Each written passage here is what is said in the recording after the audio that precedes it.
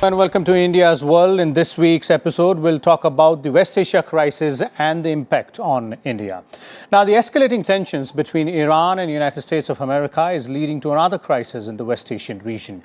India has consistently advocated restraint to ensure that the situation does not escalate further. India has vital interests in the region. Approximately 8 to 9 million Indians work in various countries in the West Asia, and the region is also a significant source of oil and gas for India.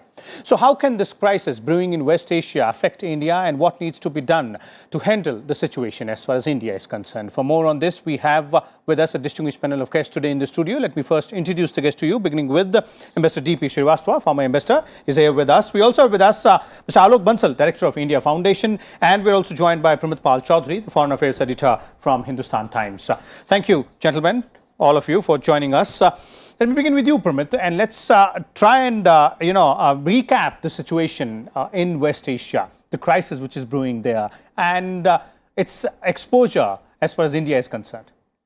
Yes, as you mentioned, India is concerned that both sides show restraint. The US and Iran have been skirmishing on and off, if you wish, for almost 30 or 40 years now.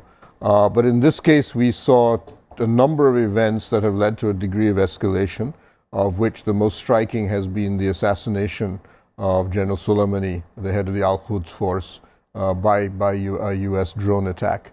Iranian retaliation is almost inevitable. When exactly and the nature of that retaliation is unclear. And the question really is that when the tit for tat that follows, how far does that go out of control? India, as you've mentioned, imports almost all of its, 70% of its oil imports, most of its natural gas from the Persian Gulf area. And while we have now many alternative sources, largely in Africa and so on, it would still be any, should we say, major disruption of the supply of oil through the Straits of Hormuz would result in an almost certain super spike in prices of oil globally to possibly well over $100, $150 a barrel. At present, there's no evidence that that's going to happen. We have no signs, clear idea where exactly this will go. Neither side, neither the Americans and even the Iranians, want to disrupt the supply of oil at present. Iran's economy is not in good shape thanks to sanctions and the fact that the oil prices have been depressed.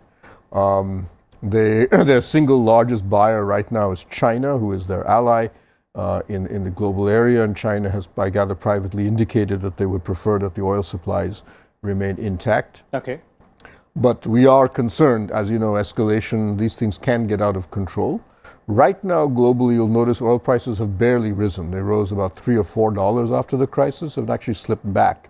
And the assumption seems to be globally that one, there is a large amount of oil surplus, and second, neither side really will want to take it that far.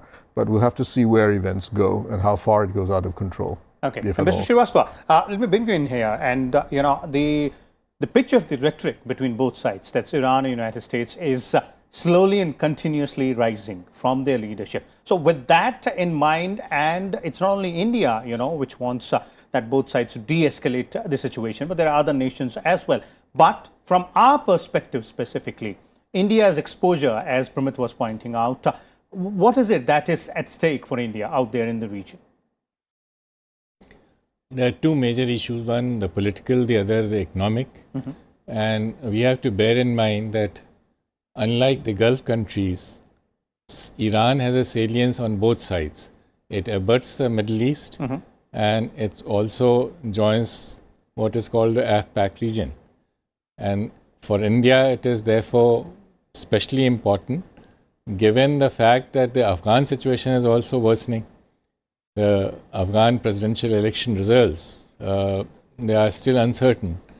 And with the kind of government we have in Islamabad, there's going to be escalation. Now, on the Middle East part, Iran and the US, both at different points, have exercised restraint. US did not retaliate after drowning of their drone. And Iran, it's not the immediate reaction, but you remember they fulfilled all their commitments under nuclear attack accord, and still they were slapped with sanctions. So they have also acted with restraint. So it's very unfortunate that this incident has taken place, which is going to have a major reaction. How it will play out, let's see. I do not want to, create any sensation. But the third element is that we have more than 7-8 million NRI population. So we have stakes on both sides of the Gulf. Okay. Mr. Bansal, security, economic aspect as well, and the energy aspect also. So all three, aspects, India has a lot at stake there. See, let's be very clear. When the strike happened, there was a 4% hike in oil prices. It came down subsequently. But the fact is that if US can target a foreign country's military officer on a friendly country's airport, anything is feasible. So where do you draw a red line? And as Iran says that we will retaliate, the retaliatory statement coming from US President says that they will target 52 cultural sites in Iran, some of which are on UNESCO World Heritage Site. So I think we have reached a stage where forecasting anything rationally has become difficult. Let's be very clear about it. As far as Qasem Soleimani himself is concerned, he had a larger than life image. In fact, a lot of media is talking a lot of things, but the fact is that his actions in Syria, Iraq had given him a larger than life image, where he had actually managed to counter these outfits like Islamic States very, very effectively. Now, from India's point of view, it's actually a very, very dangerous proposition. One is, of course, oil and natural gas, hydrocarbons, which is important. Today's world, our oil imports from Iran are virtually zero. But from Persian Gulf, we are hugely dependent. We are getting large chunk of that. And Iran has the capacity to create turbulence any moment. Please understand, choking of Strait of Hormuz is just a kid's play for any country with a decent navy. And Iran has a fairly powerful navy. And besides oil and gas, we also need to understand that we are the largest destination for global remittances. Almost $85 billion are coming to India annually, and more than 50% of this comes from this particular region. Any turbulence in this region, the expatriates will run away the first thing, and that will be a big dent in one of our foreign exchange reserves, because that's a consistent source of income that's coming. Contributes to almost 2.6% of our GDP, the remittances that come from this particular area. Thirdly, Iran is critical for us because if we have to have any say in Afghanistan or Central Asia, the only access available to India is through Iran. We have been going through Bandar Abbas, we have now commissioned Chabahar. Chabahar has been exempted from sanctions, but it's not moving forward because sanctions, whether you exempt it or not, no shipping company is willing to deliver anything there, no insurance company is willing to insure anything, and as a result, the Chabahar port is languishing. So, Iran is extremely important, and I think the situation that in which we find, because as I visualize, Iran is not going to keep quiet. There is bound to be a reaction. It may not be against US. It may be by Houthi militias against another Aramco facility, which will again affect the same, which will have the same downward spiral impact as far as oil production from Saudi Arabia is concerned, and that will again impact on the oil prices and things like that. So, I think we need to wait and watch. I personally feel this has been a very, very retrograde step because it actually strengthens the Iranian mullahs. Whereas the Iranian public per se is extremely hostile to these mullahs. When you talk to people on the streets, you realize that there is a huge undercurrent of anguish and anger against both these conservative leadership that Iran has. And people have very good feelings for US. Now, US by this sort of attacks is actually short charging those sympathizers of the US, because Iranian youth by and large on the streets, US has a very positive support as far as Iran is concerned, unlike the rest of West Asia. Probably the only country where an average Iranian has a positive impression about US. And I think this sort of attacks, I don't know, probably it may have boosted President Trump's electoral prospects a little bit, but has not really contributed to peace in any way. Okay, let's come to the the options before India and the way India has responded to the entire situation. It has been a very calibrated effort. India has repeatedly asked for restraint on all sides, ensuring that de-escalation happens. But as Mr. Bansal is pointing out, that balancing act which India will have to indulge in? Because on both sides, you have two nations with which India would want to have a long-standing relationship and has had a long-standing relationship in the past as well. Well, I think India's talked to both sides. You saw Foreign Minister Jaishankar has spoken to Pompeo. He has also spoken to Javed on the Iranian side. And we have called for restraint for both sides. So pretty much after that, India has really run out of options, because we are not in a position, we are not a broker in the Persian Gulf area. We're not a Middle East player of that consequence. In any case, countries like Oman and Qatar have already offered to act as mediators and have been rejected and rebuffed so far by the Iranians. So for the time being, there isn't very much that India can play a role as far as the conflict between the two sides. The real game for India now is to really be looking at, if there is a worst case scenario about oil supply disruptions, where are you going to get your oil from? We have an understanding with Saudi Arabia, UAE, and Iraq that they will ensure supplies if Iran or any other part of the world decides to stop supplying us. But that assumes that the Straits of Hormuz remain open. However, there are a large number of African countries who have also offered in the past to come to terms with us, because right now, thanks to the huge surplus of American shale oil production, a lot of the African production, especially out of Nigeria and so on, is effectively lying unused, and some of that could easily be tapped. But it's probably not, that will not affect the global price of oil, will still rise because of turmoil, because of uncertainty rather than anything else. So that's where you really be looking at your primary concern. Your ability to consider evacuation of NRIs will be almost limited simply by the sheer number that's involved. And this is not the few thousand that came out of Yemen or Lebanon or something like that. These, as he said, are millions. So you really be looking at safe passage for such people, either by ship or elsewhere. And there, the fact that we are relatively neutral in this conflict between the U.S. and Iran would probably help us.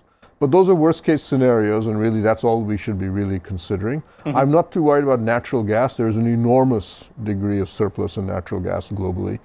Even without the Persian Gulf, you can get enough natural gas in the world. But we're not a huge, we do import almost all our natural gas, but it's not a major source of fuel for us. So really what you're looking at is buffering yourself against that potential possibility. One of the good things is that we have a record, huge, of over $450 billion of foreign exchange right now.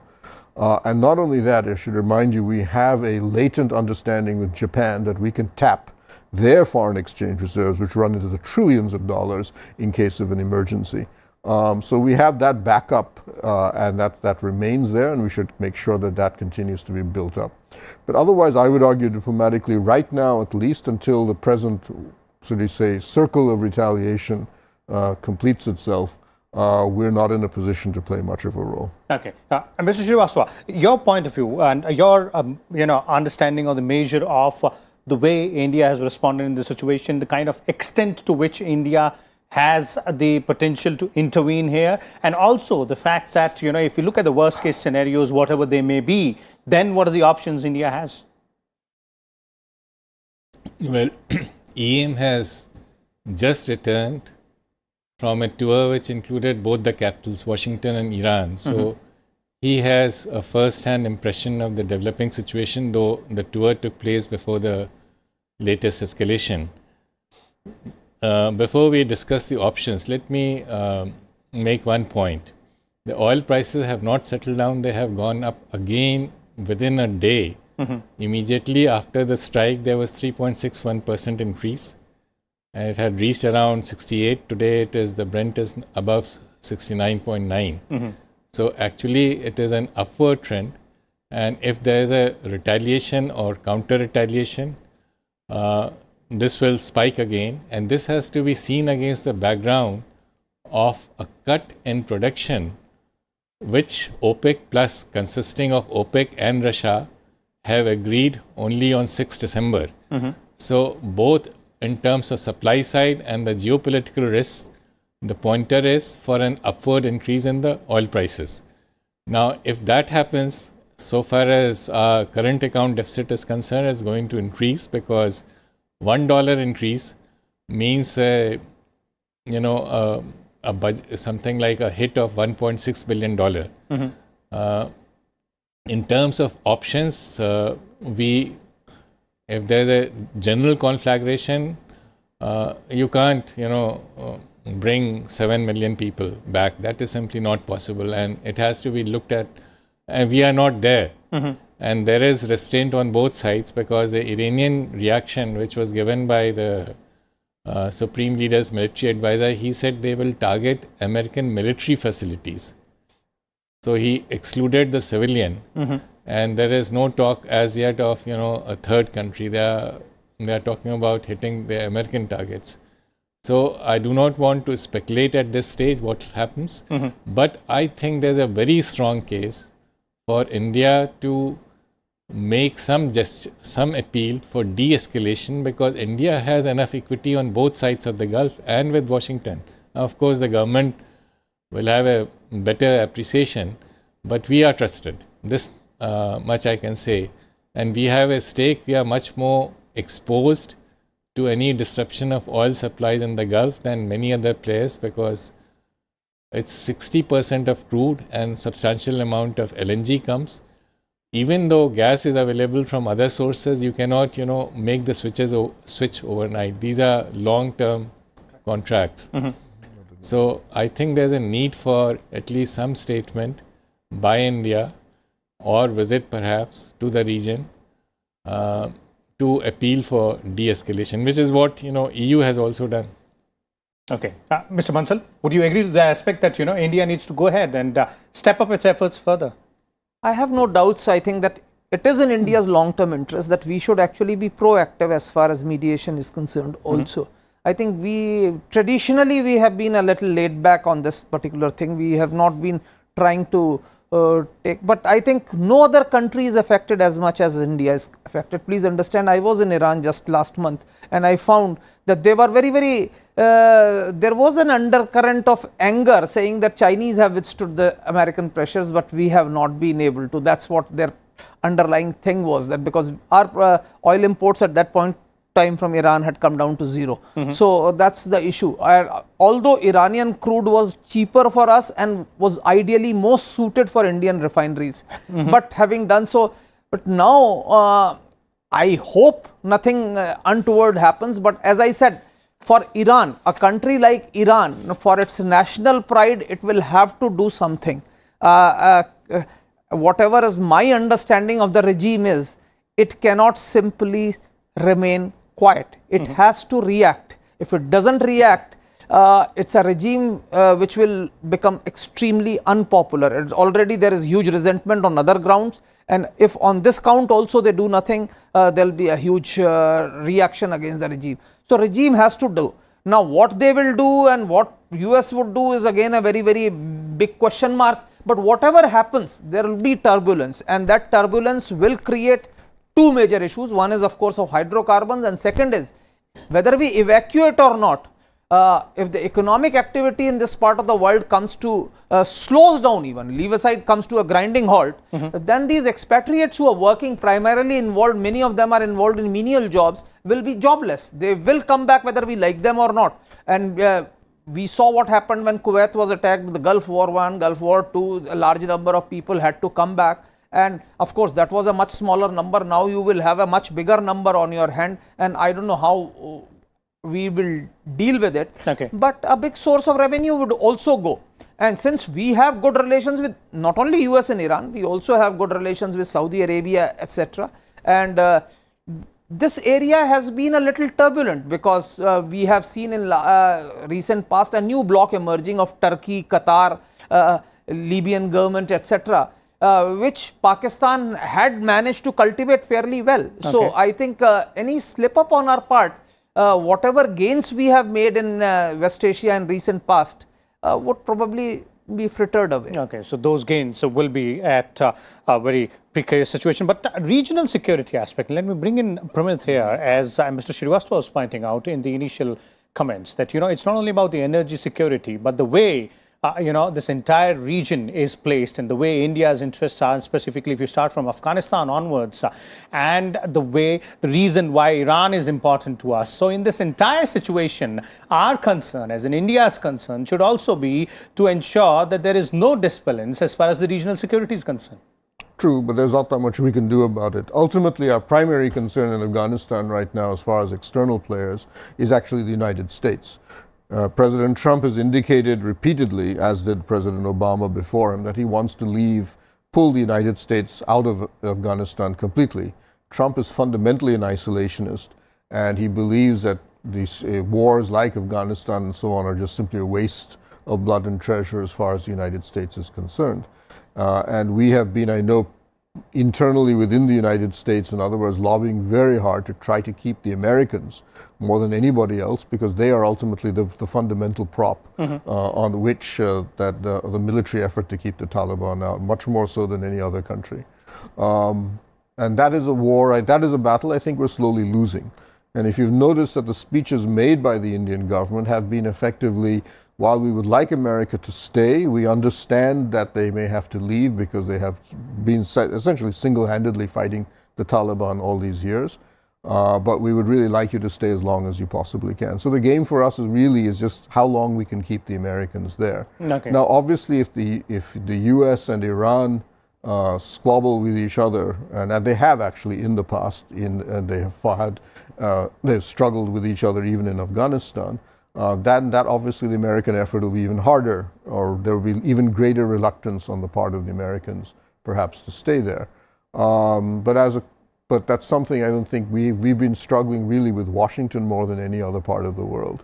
But I think my sense is that already in the New Delhi system, there is an assumption that the clock is already ticking on the American presence in Afghanistan, not just because of Trump, that because the bulk of the Democratic contenders in the presidential election, almost all of the candidates, have all agreed, with one or two exceptions, that America should withdraw from Afghanistan. Okay. Mr. Bansal, your views on the regional security aspect and how it might affect, the present crisis? See, as Pramit said, US has been trying to pull out of Afghanistan, and in fact, to that extent, they have started already engaging with Taliban. And what we know is that of late, even Iranians have cultivated certain relationship, though of course Pakistan is the primary backer. And I think if this sort of a tension increases, India will lose its relevance in Afghanistan, because if the tension increases, US would bank more and more on Pakistan to resolve Afghanistan, to come to a negotiating table. And if the hostility between Iran and America increases, our access to Afghanistan will also be sealed. Because as of now, Chabahar is exempt, but even if that goes, there is no way that Indian goods can actually reach Afghanistan except through air. And there is a huge limitation on what you can actually supply through the air. Okay. So probably if we have to remain relevant in Afghanistan, we'll have to start looking for newer routes to Afghanistan, maybe look for access through China or something like that.